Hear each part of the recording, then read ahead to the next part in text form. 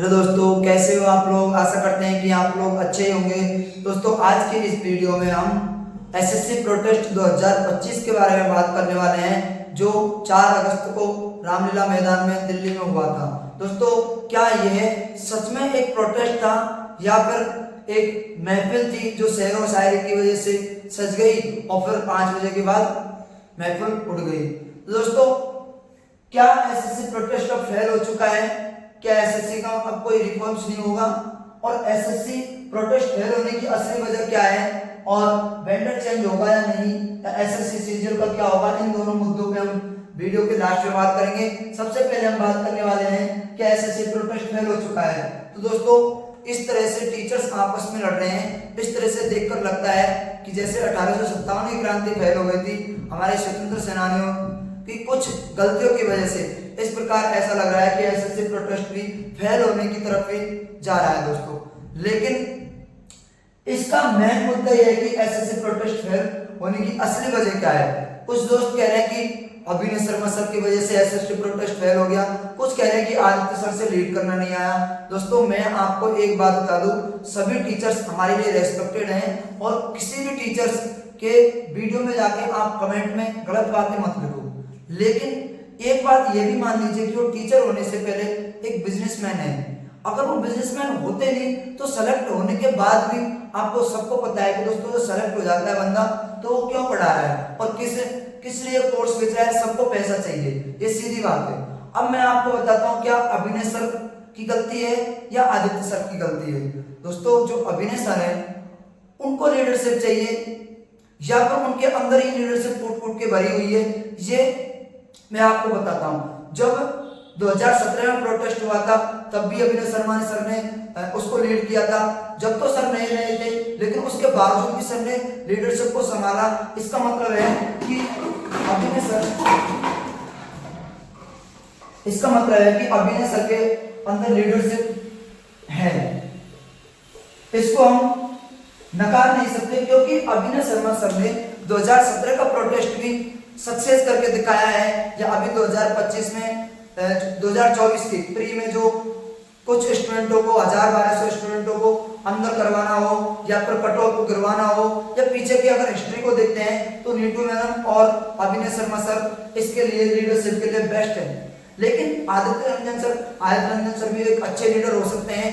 लेकिन मैं दोस्तों आपको एक बात बताऊं, जब 31 जुलाई को प्रोटेस्ट हुआ था, जब 31 जुलाई को टीचर्स ने प्रोटेस्ट किया था तो प्रोटेस्ट सक्सेस की तरफ जा रहा था और डीओपीटी मिनिस्टर से 4 लोग मिल चुके थे, आवास सैनी सर, नीतू मैडम और अभिनय सर और जयदीप सर। जब 4 लोग मिल चुके थे और अपने मुद्दे रख दिए थे और उन्होंने एसएससी चेयरमैन ने भी हाँ कर ली थी सभी रिफॉर्म्स के लिए।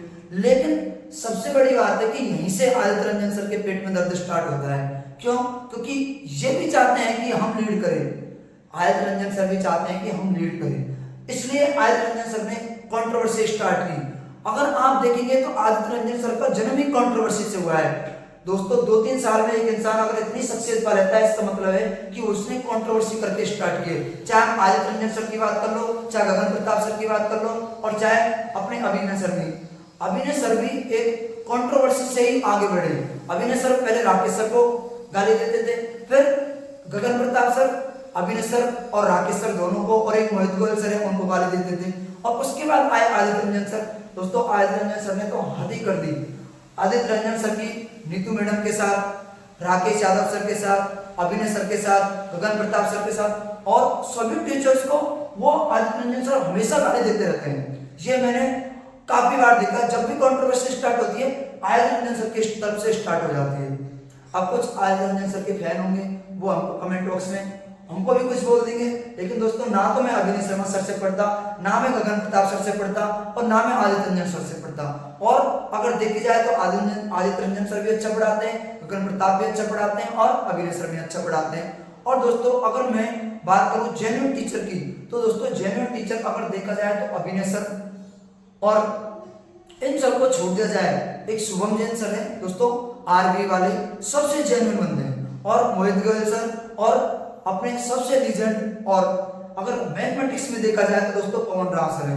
आपको कहीं भी कोई लाइमलाइट में नहीं दिखेंगे, कोई उनकी रील नहीं चलेगी, कोई कहीं भी कोई कंट्रोवर्सी में नहीं पढ़ेंगे। लेकिन अगर आप ऑफलाइन पढ़ना चाहो चाहे ऑनलाइन पढ़ना चाहो दोस्तों, अभी पवन राव सर का कोई तोड़ नहीं है। चाहे ज्योमेट्री देख लो, चाहे मेंसुरेशन देख लो, चाहे अर्थमेटिक देख लो, चाहे एडवांस देख लो, चाहे दोस्तों स्टैटिक देख लो, कुछ भी देख लो, प्रोबेबिलिटी देख लो, सब कुछ में अगर पवन राव सर से पढ़ी है कोई स्टूडेंट या पढ़ा है तो वे जरूर से जरूर कमेंट बॉक्स में कमेंट करेगा कि हाँ सर अच्छा पढ़ाते हैं और कोई भी कंट्रोवर्सी में नहीं पढ़ते हैं। ये मैं अब मेरी तरफ से अगर एक सजेशन लेना चाहो, अगर किसी को कंट्रोवर्सी देखनी है वो तो खूब देख सकता है। अगर दोस्तों किसी को पढ़ना है तो एकमात्र सर है पवन राव सर, उनसे आप पढ़िए। अब दोस्तों ये आदित्य रंजन सर की गलती है या अभिनय सर की गलती है ये तो हम नहीं बता सकते, क्योंकि जब अगर परमिशन थी नहीं हमारे पास 5 बजे के बाद की, तो आदित्य रंजन सर को ये सोचना चाहिए था कि जब हम बाहर से स्टूडेंटों को बुला रहे हैं या किसी की बात नहीं होती नेतागिरी करना। अगर अभिनय सर में अगर काबिलियत है तो काबिलियत है। आदित्य रंजन सर को ये सोचना चाहिए, अगर मैं बाहर से स्टूडेंटों को बुला रहा हूँ, सभी टीचर बाहर से स्टूडेंटों को बुला रहे हैं, तो पहले व्यवस्था होनी चाहिए थी 5 बजे के बाद कहाँ रुकेंगे स्टूडेंट। ये तो आप लोग भी सोच सकते हो कि दिल्ली जैसे शहर में ऐसे रुकने दिया जाएगा, तो पुलिस तो दोस्तों अपना काम करेगी। लेकिन हमको पहले ही परमिशन लेनी चाहिए थी कि हमें रात के लिए भी परमिशन है। तो यहाँ पे थोड़ी सी गलती आदित्य रंजन सर की भी है और अभिनय शर्मा सर की भी गलती है, और ये राजनीति हो रही है दोस्तों और कुछ नहीं हो रहा है। अपन स्टूडेंट है, हमारे साथ राजनीति हो रही है और कोई रिफॉर्म्स नहीं हो रहे, ये सिर्फ अपना चेहरा चमका रहे हैं, ये सच्चाई है। आप इस वीडियो को जितना हो सके शेयर करना और दोस्तों कमेंट बॉक्स में कमेंट करना जो भी आपको अच्छा लगे, और सब्सक्राइब तो करना चाहे मत करना कोई दिक्कत नहीं है, लेकिन ये आप कान खोल के सुन लीजिए कि कोई रिफॉर्म्स नहीं हो रहा है, आपका कोई वेंडर चेंज नहीं होगा, एडीपीटी एग्जाम करवाएगी जो भी अपनी एग्जाम है एसएससी सीजीएल की। और दोस्तों ये और पता नहीं है कब एग्जाम होगी, सही बता रहा हूँ दोस्तों, हमें पता नहीं है। वैसे एक डेट आई है 10 सितंबर की, अगर इससे एग्जाम होती है तो भी भला, नहीं होती है तो भी कुछ नहीं कर सकते अपन। तो ये आपको सोचना है। बस मेरा तो यही कहना है दोस्तों, किसी कंट्रोवर्सी में मत पढ़ो, किसी की वीडियो मत देखो, अपने आप पढ़ाई करो। कोई भी एग्जाम दे कट ऑफ मिल जाएगी, अगर एडीपीटी लगी तो कम हो जाएगी, टीसीएस लगी तो थोड़ी सी कट ऑफ चल जाएगी, बस इससे ज्यादा कुछ नहीं होगा। धन्यवाद दोस्तों, ओके बाय।